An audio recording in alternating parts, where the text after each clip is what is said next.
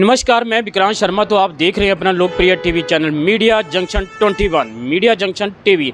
तो आज आपको ले चल पंचकूला से पश्चिम औद्योगिक क्षेत्र राम दरबार चंडीगढ़ की तरफ जाने के लिए रोड तो बना हुआ है, लेकिन sector 15 bell factory light point के पास से लेकर हरियाणा पुलिस के बॉर्डर नाके तक का रोड एक तालाब का रूप धारण कर चुका है।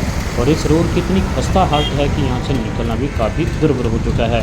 इन गड्ढों के कारण ई रिक्शा पानी के बीच में जाकर पलट गया, जिससे बड़ी मुश्किल से सवारियों का बचाव हुआ, लेकिन सवारियां चोटिल तो हो चुकी हैं, जिसको लेकर लोगों में भी काफ़ी रोष पनप रहा है। यहाँ लोगों ने कहा कि कम से कम एक रोड और अलग से बनाना चाहिए, ताकि यहाँ की रश और या जाम की स्थिति न पैदा हो सके।